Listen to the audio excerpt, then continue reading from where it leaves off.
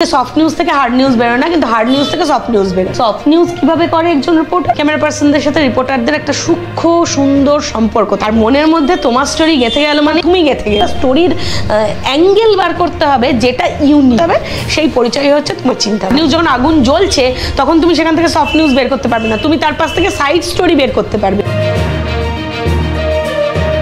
আজকে আমাদের সাবজেক্ট হচ্ছে soft news and hard news. Soft news কিভাবে করে একজন রিপোর্টার, একজন হার্ড নিউজ কিভাবে করে একজন রিপোর্টার, সেটা আমি প্রথম শেখা। সফট নিউজ নিয়ে একটু আলোচনা করি।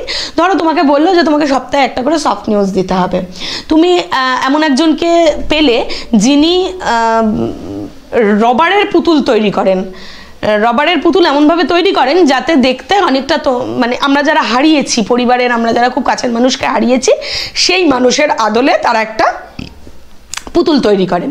এই পুতুলগুলো মানুষের কাছে চাহিদা বাড়ছে। তার কারণ হচ্ছে যারা আমরা খুব কাছের মানুষকে হারিয়েছি, খুব চাই যে তারা আমাদের পাশে থাকুক, তাদের একটা আবক্ষ মূর্তি আমরা তৈরি করাই। এই চাহিদাটা মানুষের মধ্যে বাড়ছে। তার কারণ হচ্ছে আমরা যখন দাঁত থাকতে দাঁতের মর্যাদা বোঝে না, এটা আমাদের মধ্যে এটা তৈরি হয়ে গিয়েছে। এবারে এই জিনিসটাকেই তোমাকে তুলতে হবে। তুমি একটা মানুষের যোগাযোগ করলে, তোমার কাছে খবর এলো যে, বা খবর পেলে যে এইরকম একটা মানুষ রবারের পুতুল বানায়। তুমি তার কাছে গেলে, অমুক টাইমে যাবো, ধরো বললো হ্যাঁ ঠিক আছে রবিবার 11টার সময় চলে আসো। তুমি গেলে, গিয়ে তোমাকে ক্যামেরা পার্সনকে আগে বোঝাতে হবে তুমি কি সফট স্টোরি করতে যাচ্ছ বা তোমার সাবজেক্টটা কি। সিনিয়র ক্যামেরা পার্সনরা থাকলে এটা ওনারা নিজেরাই মাথার মধ্যে সাজিয়ে নেন, শুধু সাবজেক্টটা তাকে বলে দিতে হয়। ক্যামেরা পার্সনদের সাথে রিপোর্টারদের একটা সূক্ষ্ম সুন্দর সম্পর্ক থাকে, যে সূক্ষ্ম সুন্দর সম্পর্কটা আমরা তৈরি করি প্রথম দিন থেকে। কারণ একটা ক্যামেরা পার্সন এক এক রকম চিন্তা ভাবনা করেন, তার সাথে আমার ম্যাচ হবে কি না সেটা তো আমরা বলতে পারি না, কারণ ও একরকম ভাববে, ও একরকম ভাববে, এ একরকম ভাববে, আমি একরকম ভাববো। আমি তখন ক্যামেরা পার্সনের সাথে একটু আলোচনা করে নেবো, দেখো দাদা কি দেখ ভাই, আমি এইভাবে ভাবছি যে এই যে আবক্ষ মূর্তিটা তিনি বসিয়ে রেখেছেন, একটা তৈরি করা স্ট্রাকচার, তাকে আমি বসাবো এবং বসিয়ে তারপরে তার সাথে একটা আলাপচারিতা করবে শিল্পী। তারপর শিল্পীকে মানে একটা ওপেন পিটিসি দেবো। এই ওপেন পিটিসিতে আমি কি বলবো যে কথা বলছেন মিস্টার মল্লিকের সাথে, মিস্টার মল্লিক কিন্তু উত্তর দিচ্ছেন না। কেন উত্তর দিচ্ছে না এটা যদি আমরা একটু খতিয়ে দেখি, মিস্টার মল্লিক আর আমাদের মধ্যে নেই, কিন্তু মিস্টার মল্লিকের ছেলে তিনি এই মূর্তিটা তৈরি করিয়েছেন, যেটা করেছেন মিন্টু পাল। আমি একটু মিন্টুদার থেকে জানবো, মিন্টুদা এই মিস্টার মল্লিকের এই আবক্ষ মূর্তিটা তার ছেলে কি ভেবে তৈরি করলো, বা তোমার কাছে কি এলো, তুমি কিভাবে এই মূর্তিটা তৈরি করলে? মিন্টু পালের একটা বাইট নিলে, যে মিন্টু পাল বলছে যে আমার কাছে আমি যখন এই চিন্তাভাবনাটা করছি যে রাবারের পুতুল তৈরি হয়, তখন এটা তো বিদেশি ভাবনা, এই রাবারটা বিদেশ থেকে আসে। যে আমার পার্সন হয়তো বললো যে কি ভাবছিস, কিভাবে ওই বাইকটা করাবি? তখন আমি বললাম যে তুমি এক কাজ করো, মহিলার যে আবক্ষ মূর্তিটা তার কোলের কাছে, মানে মাটিতে ওপরে মহিলা আর মাটির কাছে ছেলেকে বসাও, যাতে মায়ের কোলে মাথা রেখে ছেলেটা একটা শান্তি পেতে পায়। বা আমরা যেমন মায়ের কোলে মাথা রেখে মাথা যন্ত্রণা হলে মা মাথা টিপে দেয়, সেই স্ট্রাকচারটা যেন উনি পান, সেই ছবিটা যেন আমি পাই, যে ওই মায়ের মূর্তি, মায়ের কোলে কি মিস্টার মল্লিক, আমি যেটা বললাম যে একজন ভদ্রলোক বাবা, তাহলে বাবার ঠিক পাশে বসে বাবার কাঁধে মাথা রেখে ছেলেরা যেমন গল্প করে না অনেক সময়, সেই রকম স্টাইলের যাতে আমি ওই জিনিসটা করতে পারি। ওই একটা ছবি কামাল করে দেবে তোমার, কারণ ওই একটা ছবি মানুষ দেখতে চাইছে। ওই একটা ছবি মানুষের কাছে, যে ড্রয়িং রুমে বসে চা মুড়ি খেতে খেতে তোমার এই স্টোরিটা দেখছেন, বা মেট্রোতে যেতে যেতে তোমার স্টোরিটা দেখছেন, তিনি কিন্তু ওই জিনিসটা তার মনের মধ্যে গেঁথে গেল। আর মনের মধ্যে তোমার স্টোরি গেঁথে গেল মানে তুমি গেঁথে গেলে।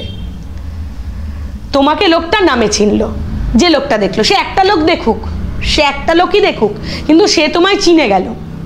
এই একটা লোক করতে করতে বিন্দু বিন্দু জলেই সিন্ধু হয়। 1 বছর বাদে তুমি হয়তো, যেখানে ধরো ওই লোকটা, আমি কথার কথা বলছি, ওই লোকটা আসানসোলে থাকেন, তিনি যেতে যেতে বাসে যেতে যেতে দেখলেন যে ওই কাঁধে রাখা ছেলে বাবার কাঁধে মাথা রেখে বলছে, বাবা আজ আমি অনেকটা শান্তি পেলাম, পড়াশোনার জন্য বাইরে থাকতাম, তোমার হঠাৎ চলে যাওয়া আমি মেনে নিতে পারিনি, তারপর তুমি যখন আমার কাছে ফিরে এসেছো, আজকে অনেক গল্প করতে পারবো তোমার সাথে, অফিস থেকে ফিরে আমার একটা মনের শান্তি।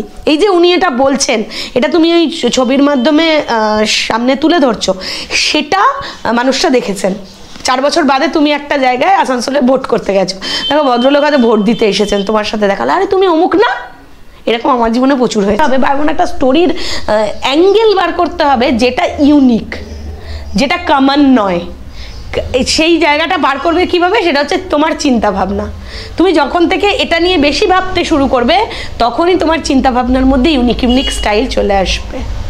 ক্লিয়ার? আমরা যখন কিছু নিয়ে ভাবি বন্ধুকে কি গিফট দেব বা বন্ধু কি পছন্দ করে, তখন আমি তার সাথে বহুক্ষণ সময় কাটাই, তো আমি জানি সে কি পছন্দ করে।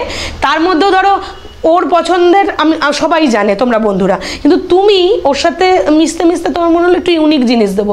তোমার মনে হলো যে ও তো সবাই চকলেট দেয়, এটা দেয় ওটা দেয়, তোমার মনে হলো যে মাকে বলি একটু চকলেট কেক বানিয়ে দিতে, তাহলে চকলেট কেকটা ওর একটু ভালো লাগবে আর কি। এই ইউনিক জিনিসটা তোমাকে বার করতে হবে।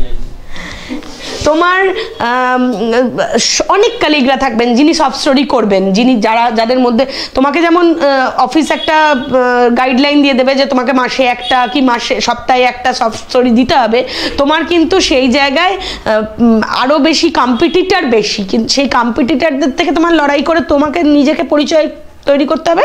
সেই পরিচয় হচ্ছে তোমার চিন্তা ভাবনা। এই যে হার্ড নিউজ আর সফট নিউজের মধ্যে আমি বললাম যে সফট নিউজ থেকে হার্ড নিউজ বেরোয় না, কিন্তু হার্ড নিউজ থেকে সফট নিউজ বেরোয়। আবার হার্ড নিউজ থেকে সফট নিউজ বেরোনোর মধ্যেও বেশ টাচি ক্যাচিনেস আছে। হার্ড নিউজ যখন আগুন জ্বলছে তখন তুমি সেখান থেকে সফট নিউজ বের করতে পারবে না, তুমি তার পাশ থেকে সাইড স্টোরি বের করতে পারবে। কিন্তু সফট স্টোরি কখন বেরোবে, যখন আগুনটা নিভে গেল, সেখানে যারা জিনিসপত্র হারালেন, সর্বহারা হলেন, এইগুলো খুব কমন। আনকমন জিনিস তোমাকে বার করতে হবে, আনকমন ছবি, আনকমন ভাবনা চিন্তা তোমাকে বার করতে হবে। সবাই হয়তো করবে যে সর্বহারা হলেন, পুতুল পুড়ে গেছে, মাধ্যমিক পরীক্ষার্থীর রেজাল্ট বা ওই অ্যাডমিট কার্ড পুড়ে গিয়েছে, এগুলো কমন। আনকমন কি তোমাকে বার করতে হবে। একটা বাড়ি পুড়ে গিয়েছে, একটা বড় বাড়ি বলো বা থাকার জায়গা, বা নিচে হয়তো কমার্শিয়াল, ওপরে রেসিডেন্সিয়াল, সেটা পুড়ে গিয়েছে, পরবর্তীকালে ওখান থেকে একটা সফট স্টোরি বের করতে বলেছে তোমার অফিস, আর 5টা লোক তো করে দিয়েছে অন্যান্য, তো সেই জিনিস তো তোমার করে লাভ নেই। তোমাকে তখন বের করতে হবে যে যখন আগুনটা লেগেছিল, তুমি এটা করতে পারো যে যখন আগুনটা লেগেছিল বা যখন আগুনটা লেগেছে তখন কে কোন পজিশনে ছিল। যারা ধরো ওখানকার সাক্ষী, যে আপনি কোথায় ছিলেন, আমি তো বাড়িতেই ছিলাম, ভদ্রমহিলা বলছেন আমি তো বাড়িতেই ছিলাম। আচ্ছা, বাড়িতে ছিলেন, তখন কি দেখলেন, কি নিলেন, প্রথম আপনি কি নিলেন, আগুনটা যে লেগে গেছে পাশে, আপনি কি নিলেন? কিছুই নিতে পারিনি। কিছু তো নিয়েছেন, কি নিয়ে বেরিয়েছেন, মানে আপনার মাথায় প্রথম কি চিন্তা এলো যে আপনি কি নিলেন? তখন হয়তো বললো যে আমি বেরোনোর সময় আমার গয়নার বাক্সটা, আমার ছবিটা, হয়তো হাজব্যান্ড মারা গেছেন এরকম, আমার ছবিটা আমি নিয়ে চলে এসেছি, আর আমার আধার কার্ড, ভোটার কার্ড, এগুলো নিয়ে চলে এসেছি। এটা তোমার, এটা কমন, এটা ঠিক আছে, এটা কমন। এটা তুমি খুঁজে বার করতে হবে আনকমন কেউ আছে কিনা। নিশ্চয়ই কিছু না কিছু আনকমন থাকবেই, সেই আনকমন জিনিসটাকে বার করতে হবে। বার করে তোমার একটা সফট স্টোরি ওখান থেকে বার করতে হবে। এবার ধরো এরকম হলো যে অফিস বলছে যে তুই পরের দিন ফলো আপ স্টোরিতে গেছিস, ফলো আপে গেছিস, ফলো আপের থেকে এমন কিছু জিনিস বার কর যেখান থেকে অন্য কেউরা করেনি। এবার অন্য কেউ করেনি সেটা তো তোমার পক্ষে জানা সম্ভব না, কারণ তুমি সব চ্যানেল একসাথে দেখতে পাচ্ছ না কে কটা স্টোরি কখন থেকে স্টোরি করেছে, সম্ভব না। তুমি অফিসের যিনি দায়িত্বে থাকছেন, যিনি এই পার্টটায় থাকছেন, যে তিনি চোখের সামনে সব কটা নিউজ চ্যানেল দেখছেন বা নজর রাখছেন, তার সাথে একটু আলোচনা করে নেবে যে কি কি ধরনের স্টোরি লোকে করেছে বলো তো, আমি তাহলে ওইগুলো আর ভাববে না তুমি, তা তোমার মাথার একটু রেস্ট হলো, তুমি ওই অ্যাঙ্গেল বাদ দিয়ে বাকিটা ভাবলে।